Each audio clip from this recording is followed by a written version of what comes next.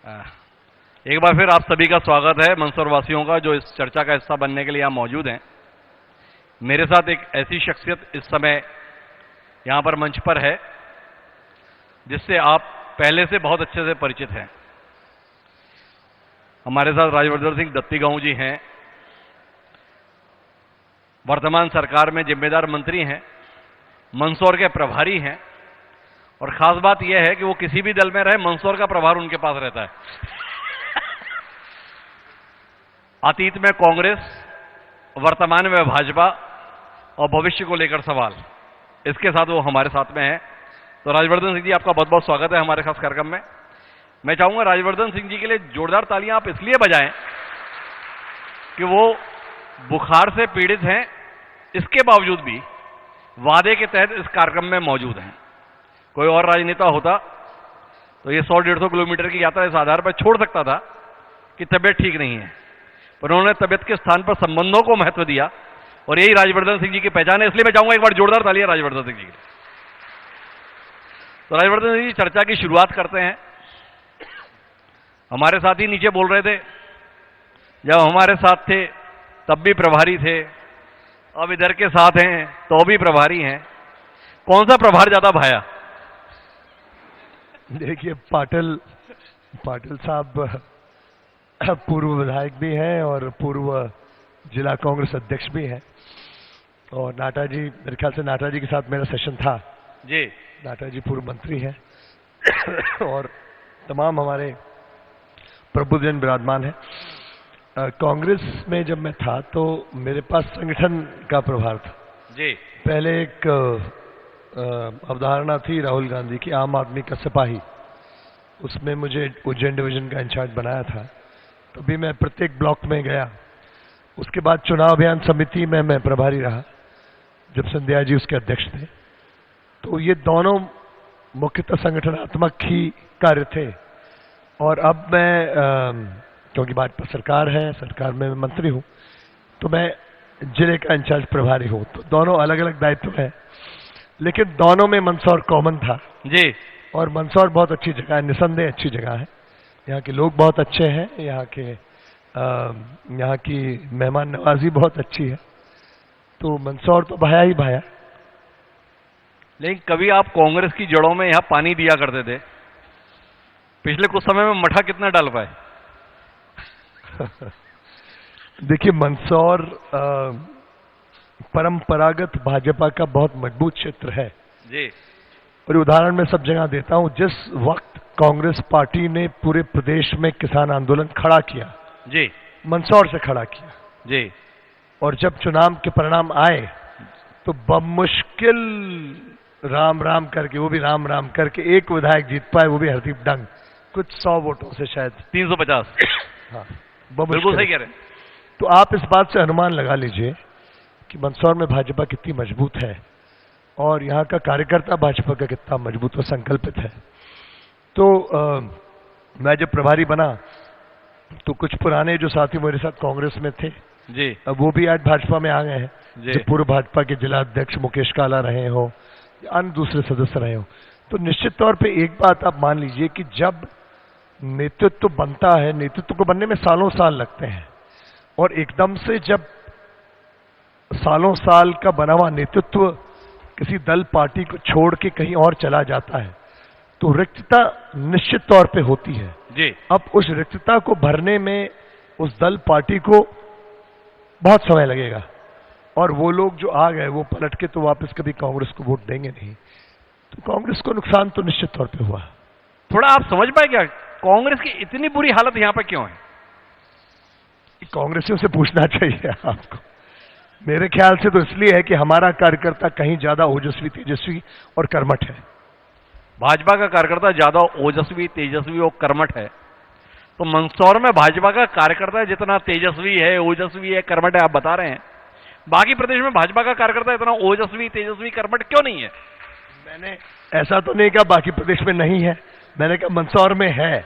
इसका मतलब थोड़ी कि धार में नहीं है, राजपुर में नहीं है, झाबुआ में नहीं है। मैं उसका भी मैं उत्तर देता हूं कि जैसा परिणाम लगातार मंदसौर इलाके में मिलता है, वैसा परिणाम बाकी इलाके में नहीं मिलता। जिस जिले से आप ताल्लुक रखते हो उस जिले में भी नहीं मिलता। तो ये सवाल तो बनता है ना। देखिए, राजवर्धन सिंह जी, रायसेन में मजबूत हैं, सीहोर में मजबूत हैं, विदिशा में मजबूत से बहुत सारे जिले हैं। अरे हम धार की बात कर रहे हैं साहब। धार में परिणाम आएंगे देखने, बहुत ही मजबूत होगा।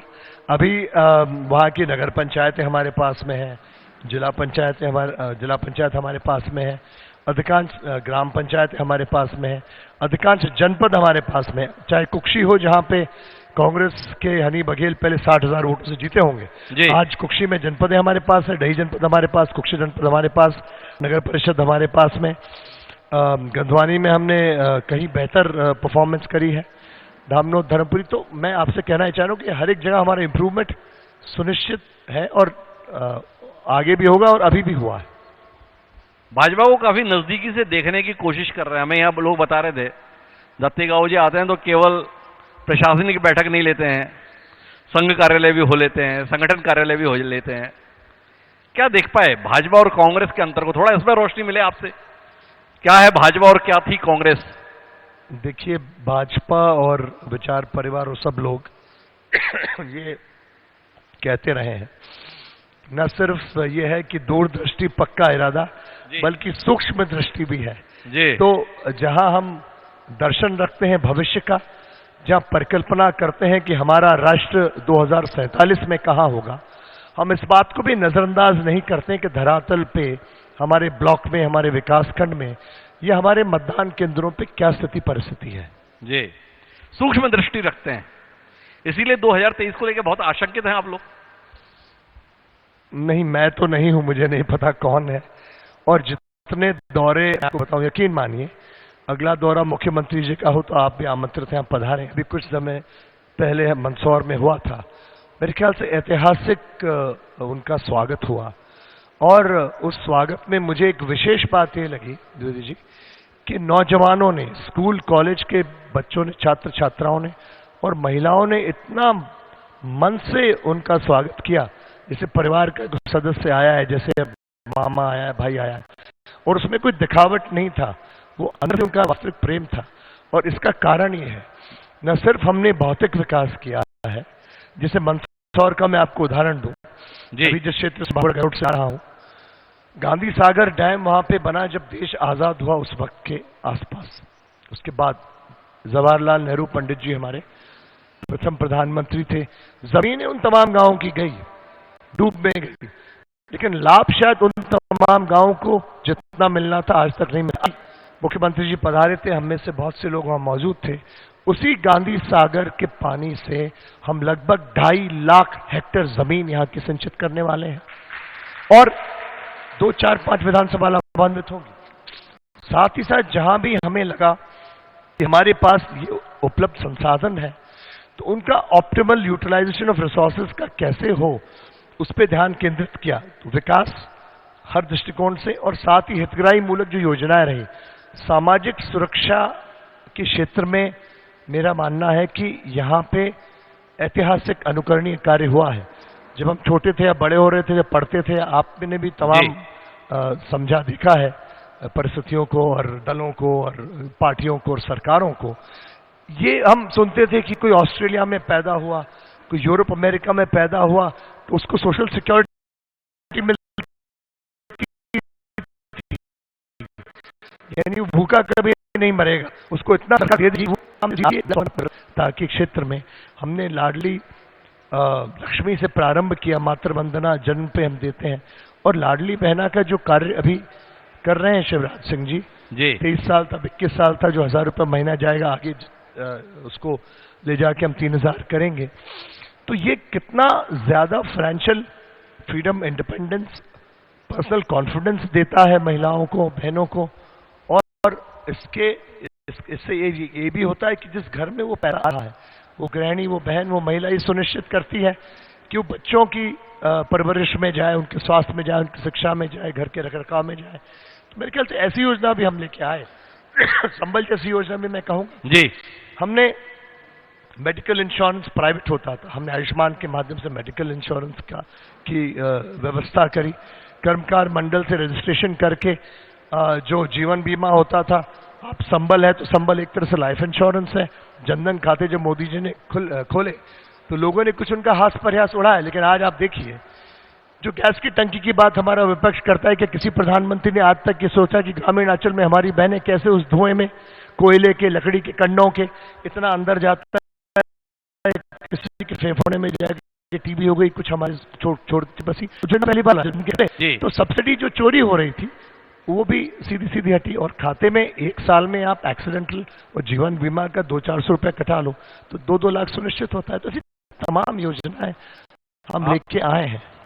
आपने जो बातें कही उसमें 2 सवालों को उत्तर आपने कहा, देखिए शिवराज सिंह जी के दौरे को कैसी भीड़ आती है, कैसे लोग प्यार करते हैं, कैसे लोग उमड़ते हैं। पर हम शिवराज सिंह जी का दौरा देखें कैसे? उससे पहले अमित शाह जी के दौरे की खबर आ जाती है, भूपेंद्र यादव जी के दौरे की खबर आ जाती है, तो ध्यान तो अच्छा लगता है। श्री पर इतना प्यार जनता को उमड़ रहा है तो इन नेताओं को इतना परेशान क्यों कर रहे हैं आप? नहीं, परेशान नहीं कर रहे हैं। माफी करो, मेरा स्वास्थ्य तो ठीक नहीं है जी। आप भी पढ़े, मैं भी पढ़ा हूँ स्कूल में, अलग स्कूल जरूर रही होगी, लेकिन आप बताइए जब हम स्कूल में पढ़ते थे तो हमारा गणित का टीचर अलग जी, हिस्ट्री का अलग, अंग्रेजी अलग, संस्कृत का अलग, और इसके अलावा म्यूजिकल इंस्ट्रक्टर अलग, हमारा हेडमास्टर अलग और हमारा प्रिंसिपल अलग जी।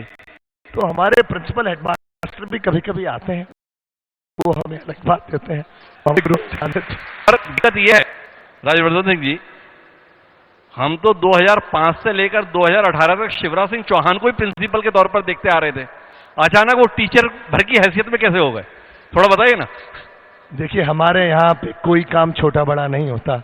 अगर मुझे बोल दें कि आप प्रभारी मंत्री हैं, कल दरी बिछाइए, तो मैं बिछा दूंगा जी। उसमें कर्म आधारित अगर हम काम कर रहे हैं और आगे बढ़ रहे हैं, इसमें छोटा बड़े का कोई सवाल ही नहीं है।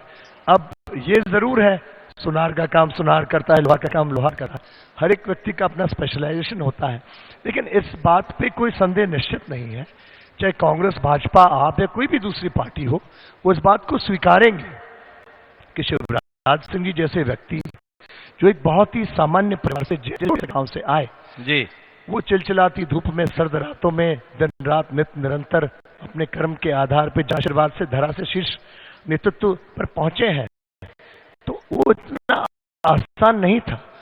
ये उनसे लेना या नहीं, ये हमारे आपके बस की या हमारे आपकी बात नहीं है, ये तो जनता ने उन्हें दिया ही है, उन्होंने इसको मेहनत से कमाया है, वो वहां पहुंचे हैं, और आज उस आदमी के व्यक्तित्व और कर्म के आधार पर उनकी छवि बनी है कि वो एक जननेता है। आप कोई मैं थोड़ा कंफ्यूज हो गया हूं। क्या है, अब तक तो मैं देखता आता था राजवर्धन सिंह जी को, तो राजवर्धन सिंह जी को अपने नेता ज्योतिरादित्य सिंधिया ही दिखते थे। क्या व्यक्तित्व है, क्या गुण है, क्या क्षमताएं हैं, क्या योग्यता है। भाजपा में आने के बाद मन तो नहीं बदल गया, नेता बदल तो नहीं गया आपका? हमारा मन कभी नहीं बदला। जब हम कांग्रेस में थे, मेरे पिताजी जनसंघ में थे जी, उसका कारण मैं आप सबको बता दूं। मेरे पिता जब मात्र 9 साल के थे, मेरे दादा का स्वर्गवास हुआ और कोई एक व्यक्ति हमारे घर आया, तो वो थी राजमाता सिंधिया जी। राजमाता सिंधिया ने मेरे पिता को अपने बेटे के रूप में लिया, उनका लालन पालन किया, उनको बड़ा किया। वो जनसंघ में उनसे साथ रहे, माधवराव जी सिंधिया उनके साथ रहे जी। तत्पश्चात बाद में समय काल परिस्थिति बनी जब माधवराव जी लौट के आए बाहर से, तो किसी कारण से मेरे पिता माधवराव जी के साथ रहे और रहे। सब दुनिया जानती है, सब जानते हैं खुले रूप से। जब कांग्रेस में थे तब भी ये कोई छुपी हुई बात नहीं थी। आज मैं भाजपा में हूं तो कोई छुपी हुई बात नहीं, इनसे पारिवारिक पीढ़ी दर पीढ़ी के संबंध है। इसका मतलब ये तो नहीं होता कि शिवराज सिंह जी मेरे नेता नहीं, वो हमारे मुख्यमंत्री नहीं है। अगर मैं रहूंगा, जब वो नहीं चाहेंगे नहीं रहूंगा। वो पार्टी के नेता है। ज्योतिरादित्य सिंधिया अपनी जगह नेता है, वो शीर्ष नेतृत्व में दिल्ली में केंद्रीय मंत्री हैं। तो उसका मतलब ये नहीं कि नरेंद्र सिंह तोमर से मेरा स्नेह नहीं, कैलाश विजयवर्गीय से मेरे संबंध नहीं, या प्रहलाद पटेल जी से मेरे संबंध नहीं, इन सब से हैं। और मैं आपको बताना चाहता हूं, और मैं खुशकिस्मत हूं, अपने आप को सौभाग्यशाली समझता हूं, जब मैंने पहला अपना भाषण दिया था विधानसभा में मध्य प्रदेश की, उस वक्त मेरे पिता तो नहीं थे, उनका स्वर्गवास हो गया था। नाम माधवराव सिंधिया, ज्योतिरादित्य सिंधिया, राजमाता सिंधिया थी, शिवराज सिंह जी भी नहीं थे। लेकिन जिस व्यक्ति ने, मैं जब भाषण दे के बैठा तो मेरी आगे फीट तब आशीर्वाद दिया, उनका नाम था कैलाश विजयवर्गीय जी। और मुझे याद, उन्होंने मुझे कहा, बहुत अच्छा बेटा, तुम जाके पढ़ा करो, अच्छा बोले, कभी अपनी वाणी को विराम मत देना, कभी अपने जज्बे को ठंडा मत होने देना, और अध्ययन करते रहो, आगे बढ़ते रहो। और नरेंद्र सिंह जी तोमर पंचायत ग्रामीण विकास मंत्री थे, उस दौर में जब राजमाता के साथ सब काम करते थे, जी उनके पास भी जब जब मैं किसी जन कल्याण के कार्य के लिए गया, उन्होंने मुझे मना नहीं किया।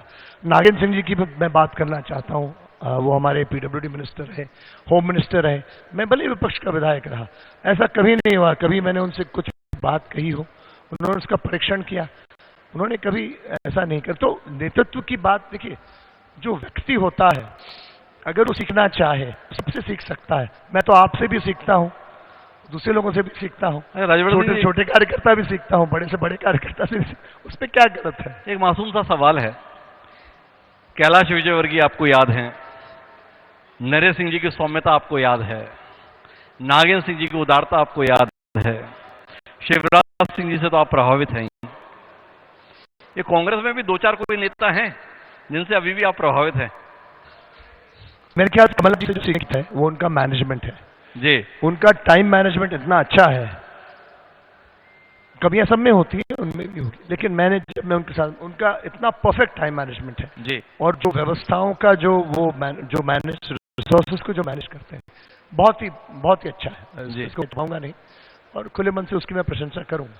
वो दूसरा उनका जिस लेवल पे भी जो प्रशासनिक कंट्रोल करते, दो तीन लोग मध्य प्रदेश में इसके लिए जाने जाते हैं। सकलेचा जी का एक प्रशासनिक कंट्रोल मैनेजमेंट माना गया, अर्जुन सिंह जी एक ऐसे मुख्यमंत्री रहे जी, जिनका प्रशासनिक कंट्रोल बड़ा सराहा गया।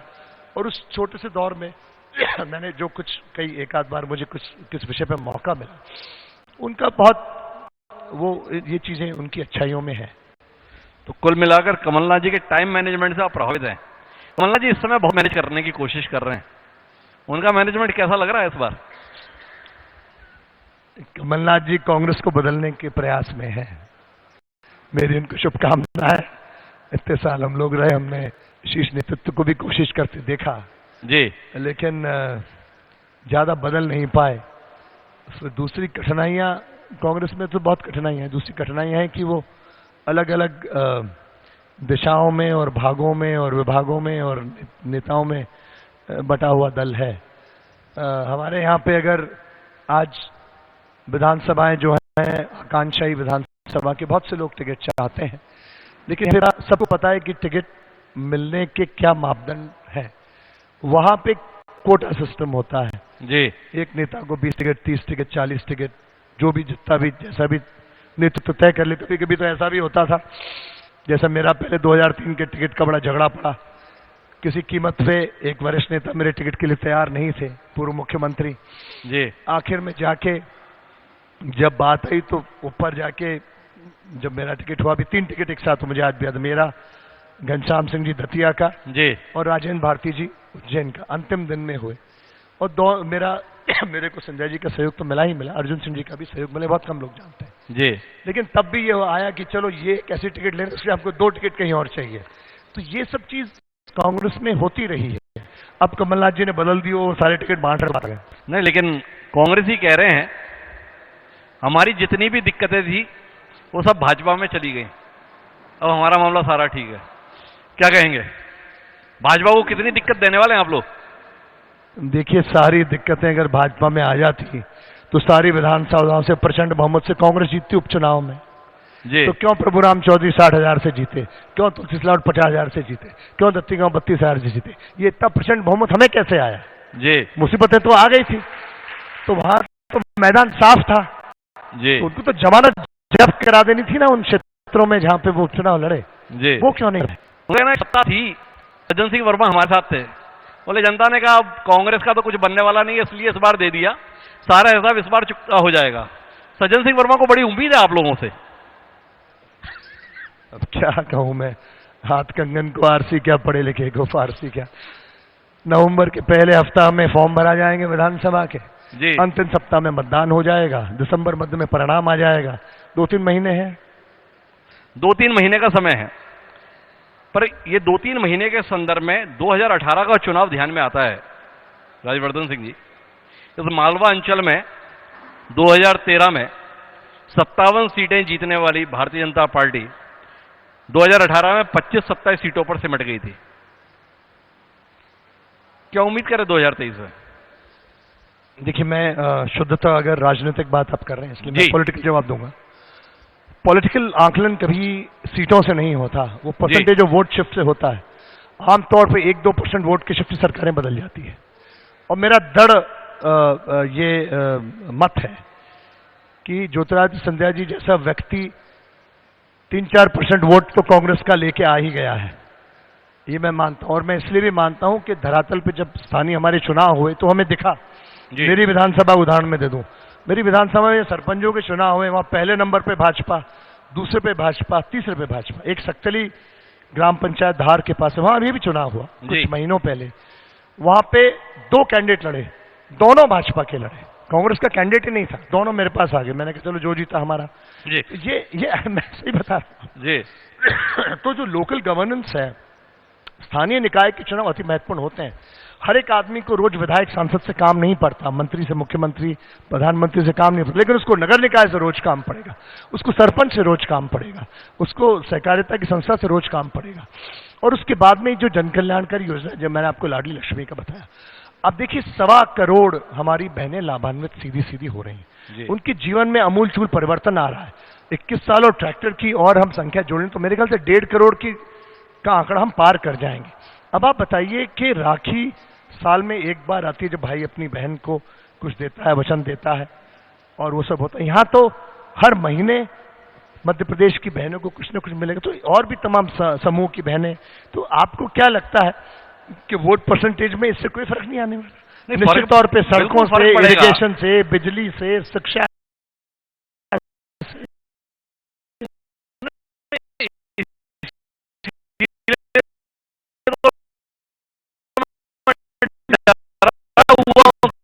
थोड़ा आपको लेके आपने कहा इससे फर्क नहीं पड़ेगा, पर भाई फर्क वो आदमी समझता है काठ की हांडी बार बार नहीं चढ़ती। कांग्रेस पहले झूठ बोल के छलावा कर चुकी, जैसे मैंने कहा था कि सीताहरण साधु वेश में हुआ, राक्षस वेश में होते तो कभी सीताहरण न हो पाता। सच्चाई जब सामने आ जाती है, मतदाता जब जान पहचान समझ जाता है, मुझे नहीं लगता मतदाता मध्य प्रदेश का दूसरी बार धोखा खाएगा। मैं आखिरी दौर की बातचीत पे आता हूं और उस इलाके में आता हूं जहां पर आप इतनी मशक्कत के बाद आए हुए। मंदसौर प्रभारी मंत्री हैं आप। आपके प्रभारी मंत्री बनने से मंदसौर को क्या फायदा हुआ भाई? आपकी तो पहचान है, मंदसौर के प्रभारी मंत्री है, भाजपा के गढ़ के प्रभारी मंत्री हैं, पर राजवर्धन सिंह जैसा पढ़ा लिखा व्यक्ति, सौम्य व्यक्तित्व का धनी, मंदसौर के लिए भी कुछ लाभ दे पाया, ये जानने में दिलचस्पी है हमारी। आपको क्या लगता है कि सामने बैठे पढ़े लिखे नहीं है कि यशपाल जी मुझसे कम है, कि प्रियंका जी मुझसे कम है, कि राधेश्याम जी मुझसे नहीं है? देखो, व्यवहारिक ज्ञान और अपना अनुभव। और अभी थोड़ी देर पहले तो ये सब बता रहे थे राजवर्धन सिंह कमाल के हैं, तो हमने कहा जरा जान ले राजवर्धन सिंह जी क्या कमाल किए हैं जो आपको कमाल का बता रहे हैं। इनका प्रेम है और मैं अपने आप को बहुत ही धन्य मानता हूं। और क्योंकि अब मेरे 2-1 महीने बचे, अगली बार पता नहीं कौन प्रभारी हो क्या हो जी, तो मैं सार्वजनिक आपके चैनल के माध्यम से मंदसौर के सभी वासियों का बहुत कृतज्ञ हूँ, आभार व्यक्त करता हूँ। प्रशासन ने भी मेरा बहुत सहयोग किया, पक्ष विपक्ष दोनों का हमें सहयोग मिला। मैंने प्रभारी रहते हुए ये प्रयत्न किया कि सभी को साथ लेके, विश्वास में रख के जितना अच्छा से अच्छा हम जन कल्याण का कार्य कर सकें। कोरोना के काल के बाद स्वास्थ्य के विषय में हमने कोशिश करी, यहाँ मेडिकल कॉलेज दोनों मंदसौर नीमच में आ गई है, हालांकि उसमें मुझसे ज्यादा मेहनत यहाँ के जनप्रतिनिधियों ने करी। और एक बार जोरदार ताली है यहाँ के जनप्रतिनिधियों के लिए। ईमानदारी से कह रहे हैं, मुझसे ज्यादा मेहनत यहाँ के जनप्रतिनिधियों ने की। नहीं, वो सच है जी। और यहाँ के हॉस्पिटल में भी काफी इंप्रूवमेंट करे, कई बार हॉस्पिटल विजिट भी करे। वहाँ छोटी छोटी कमियां, जैसे वेटिंग के लिए परेशानी आती थी, पीने के पानी की व्यवस्था नहीं थी, रेस्टिंग के लिए जरूरत थी, कुछ जो प्राइवेट नर्सिंग होम्स के इश्यूज थे वो भी हम लोगों ने सॉल्व करने की कोशिश करी। कुछ यहाँ पे दूसरी संस्थाएं जो सोशल सर्विस कर रही हैं,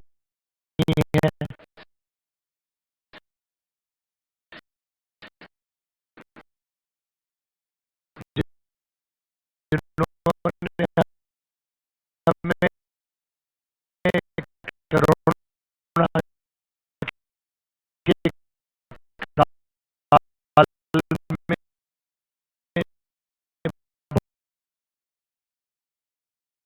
बहुत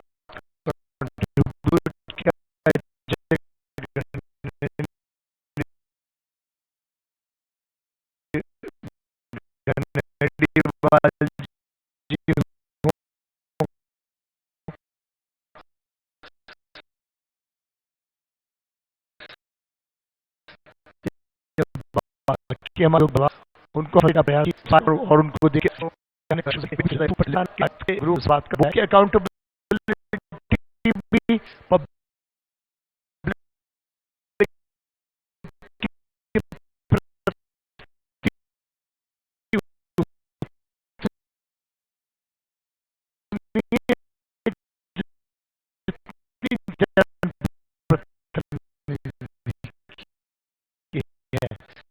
शासन प्रशासन मिलकर ही मैं स्वयं से लिखा हूँ।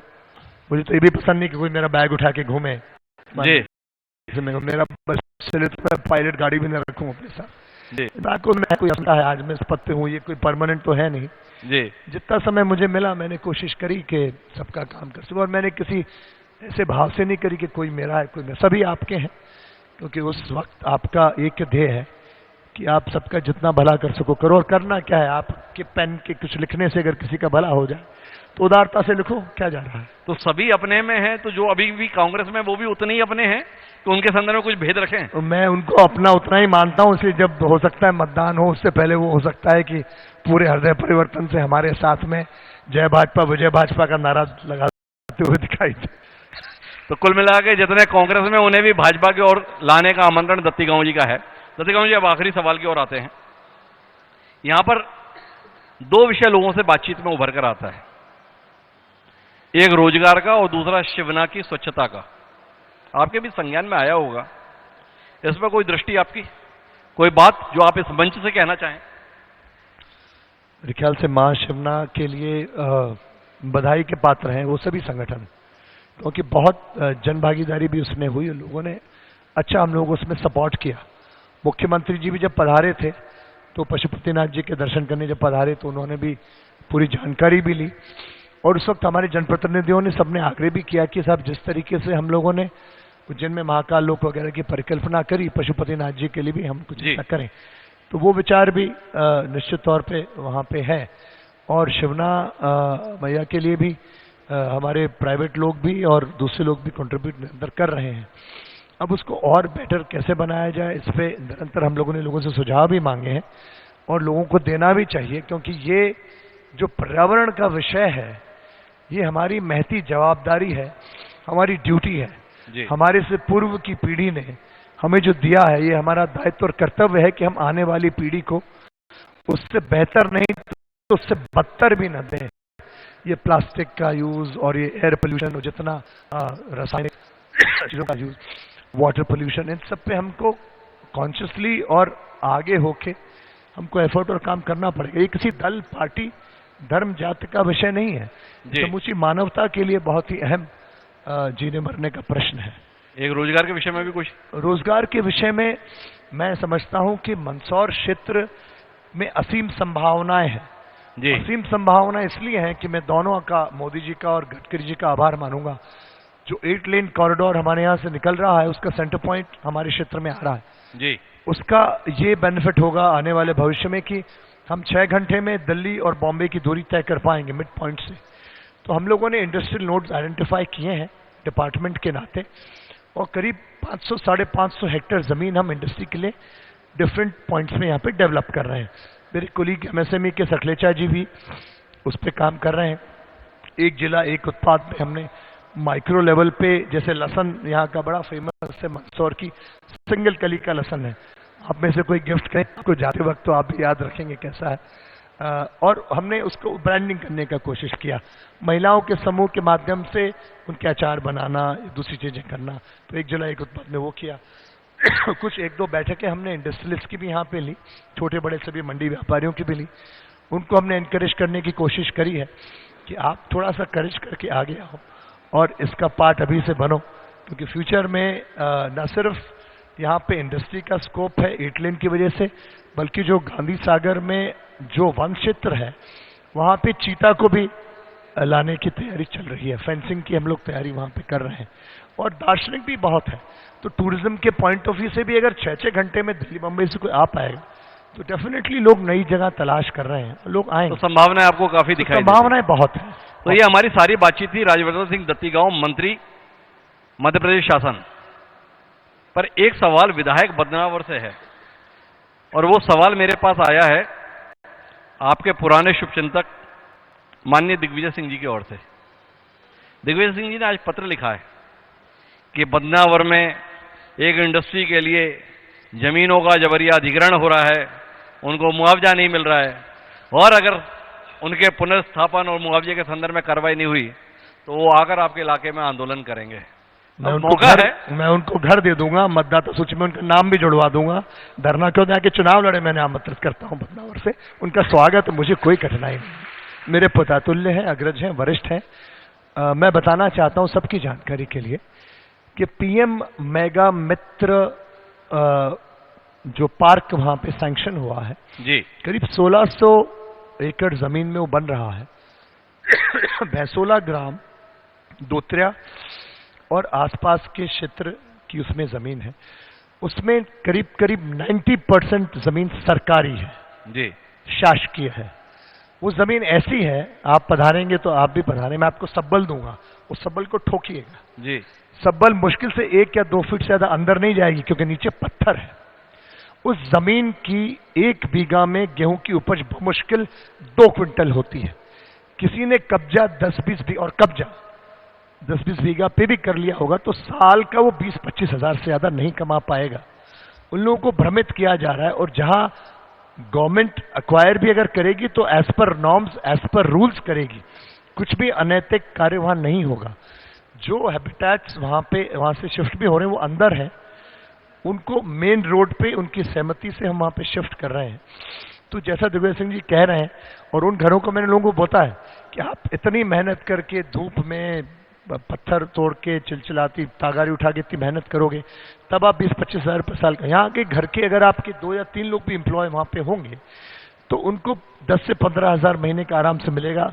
10 भी मान लो 3 होंगे तो 30 हजार, तो साल का आपको लगभग 3,60,000 रुपये मिल रहा है। वो भी 8 ही घंटे आपको काम करना है जी। और यहाँ पे आपकी सुनिश्चितता नहीं है क्योंकि पथरीली जमीन है, उपजाऊ जमीन नहीं है जी, ओला पाला आंधी सूखा और तो कुछ भी नहीं है। और वहां पहले पीने का पानी भी नहीं मिलता था दिग्विजय सिंह जी के राज में। मैं आपको बताऊं, वहां पे मैंने एक अम्बापाड़ा तालाब बनाया जिससे वहां पीने का पानी भी मिलने लगा, सिंचाई भी होने लगी।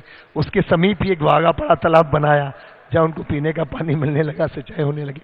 तो बहुत कुछ शायद उनकी जानकारी में नहीं है, शायद अगर वो पधार के खुद देखें तो उनको समझ में आ जाएगा। कहीं किसी को जबरदस्ती से मेरा सवाल तो एक था, पर आपने उत्तर ऐसा दिया कि सवाल किए बगैर मन नहीं रह रहा। आपने कहा दिग्विजय सिंह जी को घर भी दे दूंगा, मतदाता सूची में नाम भी दर्ज करा लें, चुनाव भी लड़ लें, और वो मेरे पिता तुल्य हैं। तो मेरा 2 सवाल आपसे हैं। एक तो सवाल ये कि कौन ऐसा उम्मीदवार आ रहा है जिससे डर के आप चाह रहे हो कि भाई वो ना आए, दिग्विजय सिंह आए। एक तो सवाल ये है, और दूसरा सवाल ये है, जब पिता तुल्य हैं तो फिर उनके खिलाफ चुनाव क्यों लड़ना चाहते हैं आप? तो पिता तुल्य तो बेटे के खिलाफ वो बयान क्यों दे रहे हैं? भाई तो देखिए 2 तरफा रिश्ता होता, भय वय नहीं है मेरे को। भय किस बात का? जो आया उसको जाना है जी, सब क्षणिक है जी, ये सफर है, सफर का एक मुकाम है, ये अंत का पड़ाव तो है नहीं। जी। ठीक है, चुनाव होगा, वो कोई पहले चुनाव में लड़ नहीं रहा, पार्टी चाहेगी तो 7वां लड़ूंगा, न चाहेगी तो काम करूंगा। तो ऐसा कुछ नहीं है, चुनाव होने वाला है। और प्रश्न देखिए ये है, कांग्रेस के सामने अस्तित्व का प्रश्न है जी। लोकसभा चुनाव जब हुआ तो आप अच्छे अच्छे बड़े बड़े महारथियों की विधानसभा में देख लीजिए कि राघोगढ़ का परिणाम आपको पता होगा में था जी। 40,000 से राघोगढ़ की सीट दिग्विजय सिंह जी का मूल निवास है, वो कांग्रेस हारी। जी। तो आत्मचिंतन उनको करना है, बहुत ज्यादा करना है, काफी कुछ करना है। जी। तो दिग्विजय सिंह जी को आत्मिक चिंतन करना है। पर भाई यशपाल सिसोदिया जी हमारे साथ बैठे, आपको बधाई हो, गजब का संस्कार देती है भाई आपकी पार्टी। राजवर्धन सिंह जी कह रहे हैं पार्टी चाहेगी तो 7वीं बार चुनाव लड़ूंगा, नहीं तो केवल काम करूंगा। कांग्रेस में रहते हुए हम नेताओं से ऐसी बातें नहीं सुन पाते। पर बहरहाल हमारे साथ राजवर्धन सिंह दत्तीगांव, आप देख भी रहे हैं कि स्वास्थ्य ठीक न होने के बावजूद भी इतनी दूर से आए और खुलकर उन मुद्दों पर बात की जिनके उत्तर आप शायद लेना चाहते थे। तो मैं चाहूंगा एक बार जोरदार तालियां राजवर्धन सिंह दत्तीगांव के कोशिश के लिए। और राजवर्धन सिंह साहब, आपका बहुत बहुत धन्यवाद हमारे साथ इस चर्चा का हिस्सा बनने के लिए। समय है अब इस मुलाकात को स्थायी बनाए रखने के लिए, तो मैं आग्रह करूंगा अपनी एंकर हेड सोनल भारद्वाज जी से कि वो आए और राजवर्धन सिंह जी का सम्मान करें।